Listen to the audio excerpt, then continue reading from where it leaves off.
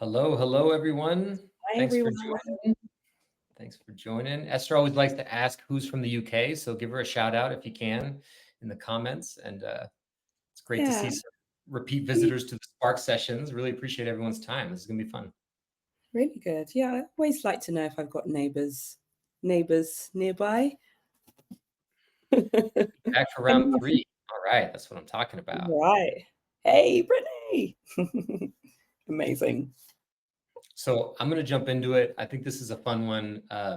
Guess the human game. Can you spot the difference of AI versus human? So I assume this makes sense to most people as far as you've either been on a social media thread and had some really heated comments, right, about whether it's AI or it's real, or maybe you've talked to a loved one and they get duped by something that is clearly AI or that you feel is clearly AI. So we want to kind of break into some of that. What's going on? This was inspired by a researcher, a professor out of Stanford.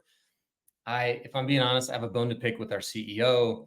I'm a cowboy myself, Cal, University of Berkeley.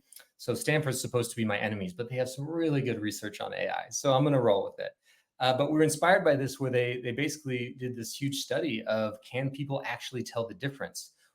Most of us say we can, but is that actually the case? Well, we're going to kind of play with that a little bit today. So this first example comes. Oh, I'm sorry. This Jeff Hancock, he was the visionary behind this report, and it's something that he mentioned here that I think is important to set the tone. The volume of AI generated content could overtake human generated content in the order of years. That's really going to disrupt our information and ecosystem. So we want to have fun. There's going to be some giggles here, but we also are going to have a more serious note. Like, what are the impacts of us thinking that we can spot AI versus human and trying to do that? How are we setting up systems that are actually holding us back or holding others back by doing that? So Yeah. here we go. I'm going to read these out to you. See if you can guess if each one is a human or AI. So person one, this is from a OkCupid chat. We like to have some fun in here. So yes, this is a dating. These are dating profiles. Person one, I just moved to the city last August and really don't know how many people here yet. I'm interested in hanging out and maybe even finding someone special. I would love to be able to spend some time together without any drama and want to get to know each other better. I'd love to find someone that I can share all these exciting things in life with: art galleries, theater, etc. All right, there's person one. Yeah, throw your guesses in there. Don't hold back. Three guesses. Person two, I also want to know your percent confidence if you're up for it. Person two, I'm an elementary school social worker and find my job both fulfilling and frustrating. An LA native, I've also lived in the Midwest and New England. I've been in SF for about 6 years now and love the people, politics, and food here.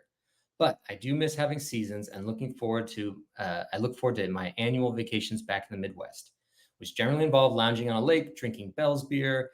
I enjoy being fit, active, and healthy, though I do eat ice cream for dinner on occasion. Awesome. Love the honesty. All right. So I'll give you another couple minutes or a couple seconds here to put in what you think. Uh, This is I so love it. interesting. I What do you think, know. Esther? Is everybody on the same page? Someone says, I hope person one is AI. All right. They're still rolling in. I'll give it just another Throw few it seconds. in, throw it in. Let's see.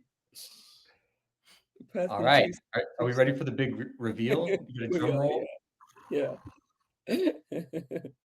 All right. Person one, AI. Person two, a Ah. real human. So yeah, I think, from what glancing in the comments, I think people were in both camps about that, right? And that's the point, is this, we think that we're very good at this, but are we? Are we very good? And actually, we're not that good at it. Let me see if I have it here. Participants in the study could only distinguish 50 to 52% accuracy, about the same as flipping a coin.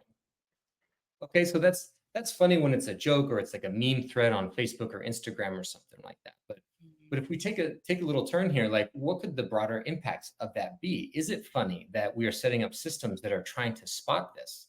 Universities are putting essays through this system. People's resumes are going through this system, right? What are the impacts that they're having when we're wrong half the time?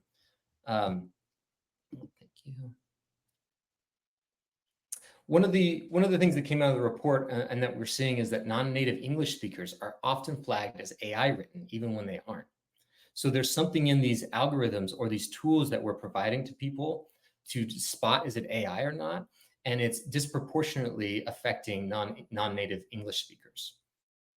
Job applicants are getting rejected unfairly, and human authentic voices are being dismissed as fake. And so again, this has the light and the serious side of it. But if somebody's trying to put themselves out there, and the world or the internet or whoever is telling them that's AI, how does that make them feel? What are we doing to that person and their want and their ability to speak up? And Esther, I'm not following the comments. What are people saying so far about the reveal or this little bit of a serious twist? Yeah, just sort of, confirming some of the interesting ways that we're seeing what's human and what's AI. So yes, you were supposed to guess which, or tell the difference between each ones. Um, and also some of you saying that you can easily spot AI when you are using online dating apps and such like as well. It is, sometimes we do get it wrong, but sometimes it is easy to spot as well. So yeah, this it's a very, very murky, isn't it? In terms of what we think is real and what isn't. So That's right. And I think the insight here that we want to leave you with is maybe you think of it as reframing, but it's about asking the right questions. Like, can we spot the difference is not the right question. Like, is this fake isn't the right question.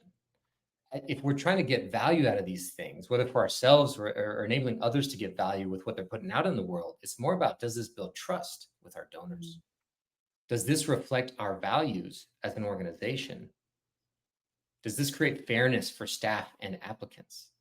And I think what we feel is thinking through those questions is going to be more meaningful. And, at the end of that, if you decide maybe you still want to check for AI or not, maybe that's the case, but we think that it's going to lead you to more intentional ways that you're coming across. It might unleash you to use AI in more places because you say, well, maybe this is AI generated, but it's building trust.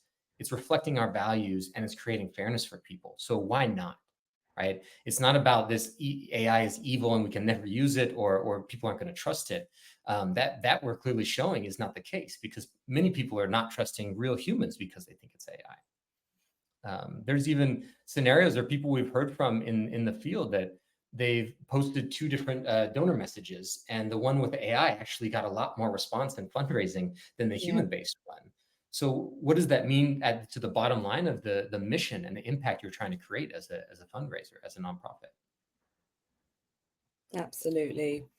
And we were already a few seconds in before someone mentioned the M dash, the controversial M dash as well. So Yeah. even things like this, I find sometimes when using ChatGPT, it will say things like it's not just this, it's more this, and so I'm like, I need to estify this.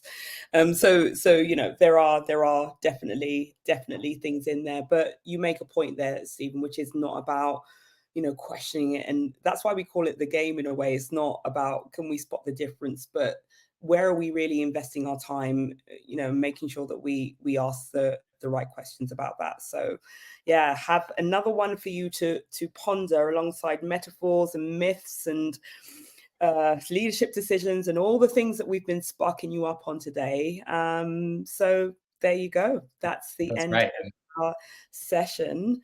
Not um not quite, that's but right. we're almost there. And I just want to let people know that I linked in the research that we're talking about. There's a little a short article there that links to the full study. I do think it's a good look because again, kind of like what Esther's was mentioned there, whether it's M dash or the way we structure things, the more you structure things and be consistent in an essay is going to get flagged for AI. But maybe that's just how your brain works. So I just think it's really interesting the kind of insights that they pulled out of that research and what they're able to tell about it. And our Yeah, last call to action here before we let you go is stop playing AI police. That's what we're requesting of you, right? Don't waste time trying to catch what's human or not. I had an interesting experience a few days ago, actually, where I got caught up looking in the comments of a social media thread, which you never want to do, but I couldn't help myself. And seeing the anger that comes across when people start debating this. And what if that person's post was real? How are they going to feel when people are debating it like that? And so I think when you try to police or when you're trying to say, no, that's wrong, no, that's right, uh, especially with AI, which we know so little about, and we've seen that it's like flipping a coin of whether or not we can actually tell. I think it's important to stop trying to do that, right? And try to share that with others around you so that we can kind of have a more collaborative space as we navigate all this. It's pretty wild, absolutely. and we're navigating it together. We are together. And I think I just want to call out, give a shout out to LH, who is a really nice way to end this as well with your comment, which is that, you know, you want accurate, honest, valuable content. I don't care if it's AI generated, if it answers my concern and provides useful info as well. So yeah, good one. Absolutely. So We nailed the takeaways. Final thing here is that last year we heard from you all, from all the folks at the summit, that this has been great. I feel so energized and ready, but what's next? And we created this for you for that reason. A way to keep going, a way with community of others like you to get what you need to go forward and deliver AI successfully in your organization and in your life. We have a track for leadership. We have a track for practitioners, and we're really excited to see some of you there. So thanks for checking out our Spark sessions. We have a whole nother agenda of Sparks tomorrow for day 2 of the summit. And so have fun with all the great content out there in the other stages. Bye, y'all. thank you so much, everyone. Bye.